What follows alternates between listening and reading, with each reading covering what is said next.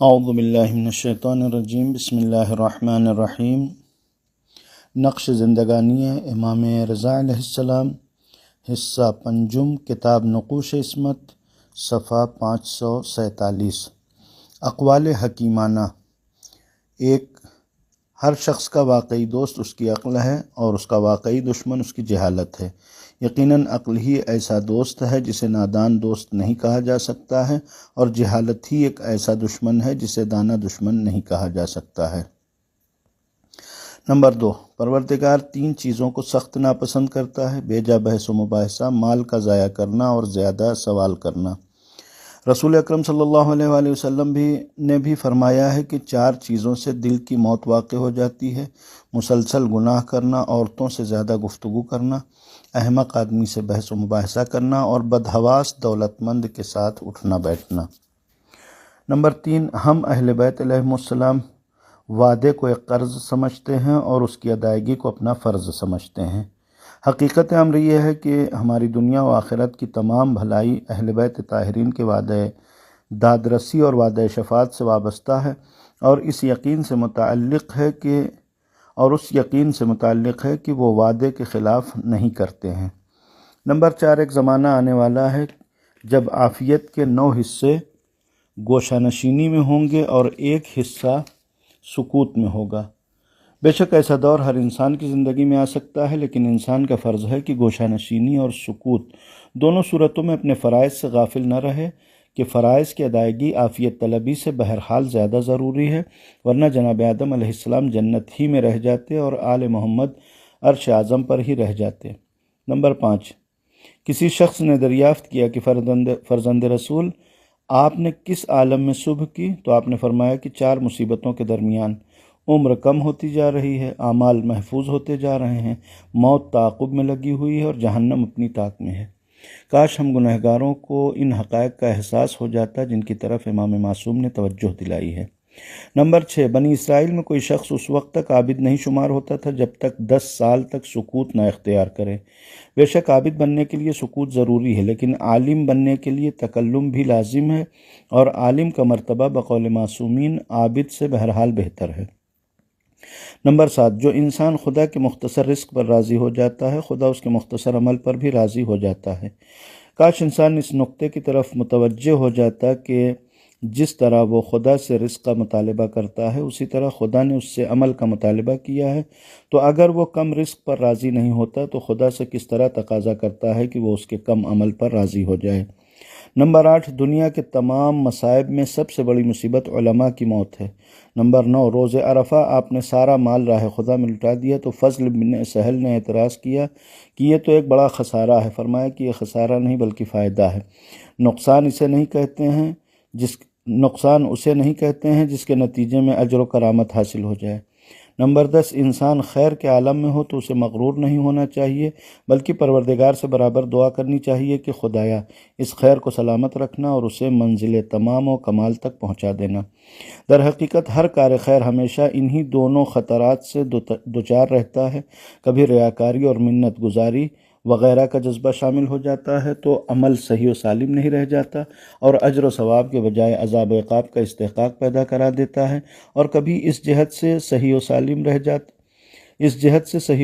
رہ جاتا ہے لیکن اس کے مکمل ہونے کی نوبت نہیں آتی ہے اور درمیان ہی میں کوئی نہ کوئی رکاوٹ پیدا ہو جاتی ہے۔ امام علی رضا علیہ السلام نے اسی نقطے کی طرف توجہ دلائی ہے کہ انسان کار خیر پر مغرور ہونے کے بجائے ان دونوں باتوں کی فکر کرے جن پر اجر و ثواب کا دار و مدار ہے اور جن کے بغیر کوئی کار خیر کہے جانے کے قابل نہیں ہے۔ رب کریم ہر مرد مومن کو خیر کی توفیق دے اور پھر اس کو ہر عیب و نقص سے محفوظ رکھتے ہوئے درجہ تمام و کمال تک پہنچانے کی سعادت عنایت فرمائے۔ مسئلہ ولی عہدی۔ امام علی رضا علیہ السلام کی زندگی کے تمام واقعات میں سب سے زیادہ اہمیت مسئلہ ولی عہدی کو حاصل ہے، اسی لیے علماء اعلام نے عام طور سے اس مسئلے کو قابل بحث قرار دیا ہے اور اس کے اسباب پر اجمالی یا تفصیلی طور پر روشنی ڈالی ہے۔ یہاں اس مقام پر بحث کے تفصیلات میں داخل ہونے سے پہلے ایک امر کی طرف توجہ دلانا بے حد ضروری ہے کہ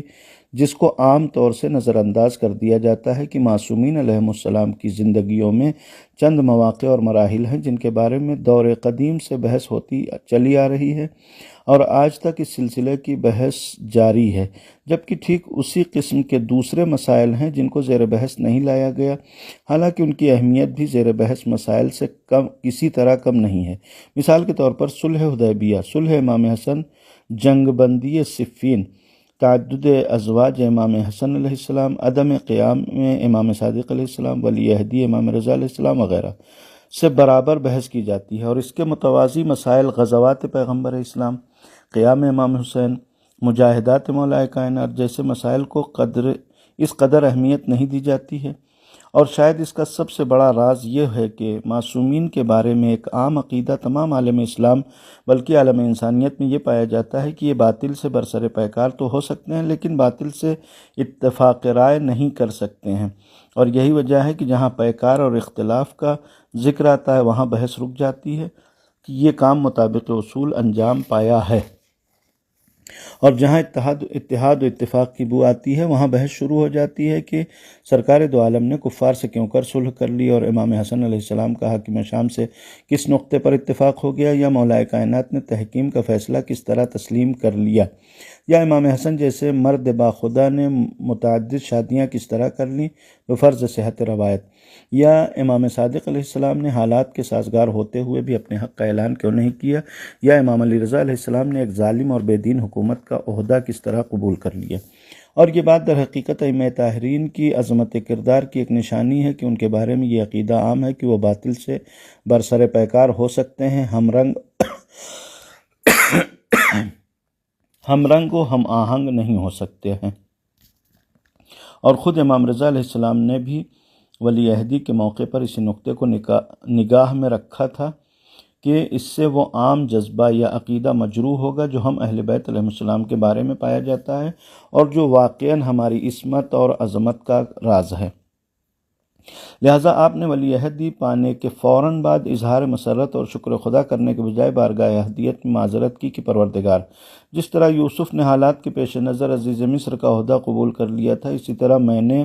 اس ولی عہدی کو قبول کیا ہے، ورنہ میں کسی ظالم کا عہدہ قبول کرنے کے لیے تیار نہیں ہوں، اور یہ میرے امکان کی بات نہیں ہے۔ واضح رہے کہ ولی عہدی کی بحث میں دو طرح کے رجحانات پائے جاتے ہیں، بعض لوگ مامون کے طرفدار ہیں تو انہیں مامون کے کردار کی صفائی دینا ہے، اور بعض لوگ امام رضا علیہ السلام کے عقیدت مند ہیں تو انہیں امام کے اقدام کی بنیاد تلاش کرنا ہے۔ مامون پرست لوگوں میں عصر حاضر کے مشہور محرخ احمد امین وغیرہ نے اس واقعے کے بعض اسباب یوں واضح کیا ہے کہ نمبر 1، مامون امام رضا علیہ السلام کو منظر عام پر لا کر ان کی حقیقت کو بے نقاب کرنا چاہتا تھا کہ ائمہ اہل بیت علیہ السلام سماج سے الگ رہتے ہیں تو ان کے چاہنے والوں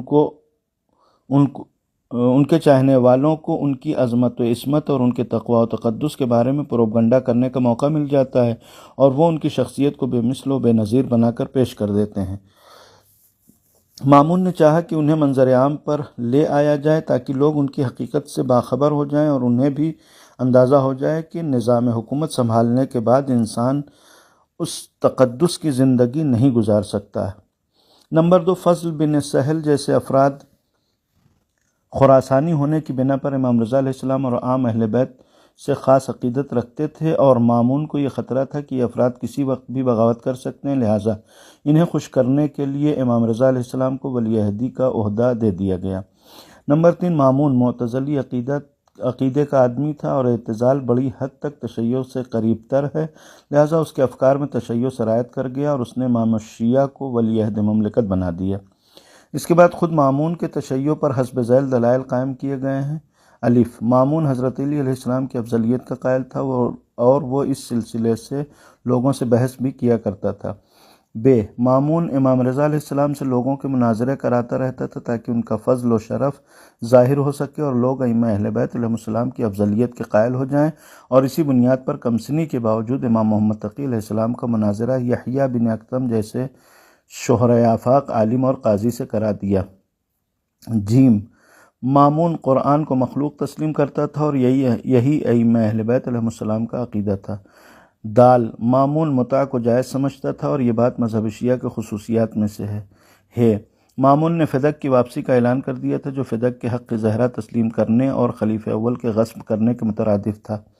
واو! مامون نے ایک بیٹی کا عقد امام رضا سے کر دیا اور دوسری کا عقد امام جواد سے کر دیا، جو اس بات کی علامت ہے کہ اسے ائمہ اہل بیت سے خاص عقیدت حاصل تھی۔ ان دلائل کے تفصیلی جائزے کے لیے ایک مکمل کتاب درکار ہے۔ اجمالی طور پر صرف یہ کہا جا سکتا ہے کہ مامون کی طرف سے ولی عہدی کی پیشکش خود تشیع کی بنیاد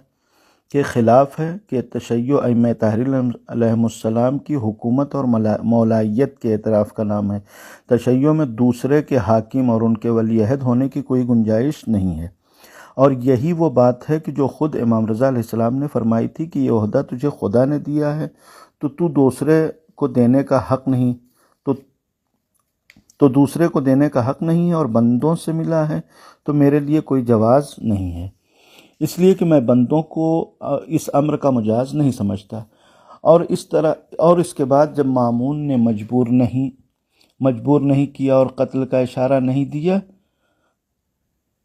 اور اس کے بعد جب تک مامون نے مجبور نہیں کیا اور قتل کا اشارہ نہیں دیا، اس وقت تک آپ نے قبول نہیں فرمایا۔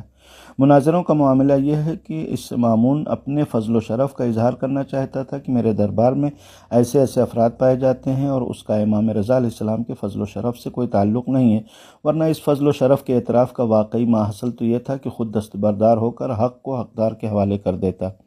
خلق قرآن یا متعہ کا مسئلہ اصل تشیع سے کوئی تعلق نہیں رکھتا ہے۔ ایسے جزئی مسائل میں دو مذاہب کے افراد میں اتفاق رائے ہو سکتا ہے، جیسا کہ تاریخ کے مطالعے سے صاف واضح ہو جاتا ہے کہ متعہ کو وہ افراد بھی جائز جانتے تھے جن کا مذہب شیعہ سے کوئی تعلق نہیں تھا، اور آج بھی رسل جیسے لوگ اگر اسے زندگی کے مسائل کا لازمی حل قرار دیتے ہیں تو اس کا مطلب ہرگز نہیں ہے کہ انہوں نے مذہب شیعہ قبول کر لیا ہے۔ مذہب شیعہ ایک مکمل مذہب ہے، اس کا ایک دو احکام سے کوئی تعلق نہیں ہے، اور مامون جیسے افراد نے تو ان مسائل کو بھی صرف عوام کی توجہ کو سیاسی مسائل کی طرف سے ہٹانے کے لیے ایجاد کیا تھا، ورنہ عوام کو ان مسائل سے کیا تعلق ہے، اور ان میں قرآن کے مخلوق یا قدیم ہونے کی بنیادی فرق کے محسوس کرنے کی کس قدر صلاحیت پائی جاتی ہے، اس کا اندازہ ہر صاحب علم اطلاع کر سکتا ہے۔ تزویج کے مسئلے کا بھی عقیدے سے کوئی تعلق نہیں ہے۔ اس کی صورتحال تمام تر سیاسی ہے، جس کی مثالیں سرکار دو عالم کی زندگی میں بھی مل سکتی ہیں کہ ابو سفیان کی بیٹی کا عقد حضور اکرم سے اس وقت ہوا تھا جب وہ واضح طور پر کفر کی صفوں میں شامل تھا اور کسی نفاق کا بھی سلسلہ نہیں شروع ہوا تھا۔ پھر ایک گھر کی دو بیٹیوں کا باپ اور بیٹے سے عقد کرنا، وہ بھی سن و سال کے بے پناہ تفاوت کے ساتھ یا شادی کی عمر کا لحاظ کیے بغیر، خود اس امر کی دلیل ہے کہ یہ اقدام ایک سیاسی حیثیت کا مالک ہے اور اس کا عقیدہ یا عقیدت سے کوئی تعلق نہیں ہے۔ مسئلہ فدق کا اٹھانا بھی ایک سیاسی اقدام تھا، ورنہ اسے امام کی احقیت کا خیال ہوتا تو امام رضا کے بعد امام جواد کے ولی عہد مملکت ہونے کا اعلان کرتا، جبکہ ایسا کچھ نہیں ہوا، اور حالات نے ایسا پلٹا کھایا کہ خود امام رضا ہی کا وجود برداشت نہ ہو سکا۔ امام جواد کے بارے میں ایسی فکر کا کیا سوال پیدا ہوتا ہے؟ ہاں، زہر دینے کے جرم کی پردہ پوشی کے لیے فرزند کو داماد ضرور بنا لیا گیا، جو دور قدیم سے تاریخ میں ہوتا چلا آ رہا ہے، اور ظالم اپنے ظلم اور اپنی شقاوت کی پردہ پوشی کے لیے بڑی شخصیتوں کو اپنا داماد بنا لیا کرتے تھے، اور اس طرح عوام کو کھلا ہوا دھوکہ دیا کرتے تھے۔ فضل بن سہل کے بارے میں اتنا ہی کہہ دینا کافی ہے کہ اس نے اپنے امکان بھر مامون کو اس اقدام سے روکا تھا، اور اس کے محرک کے ولی عہدی ہونے کا کوئی سوال ہی پیدا نہیں ہوتا ہے۔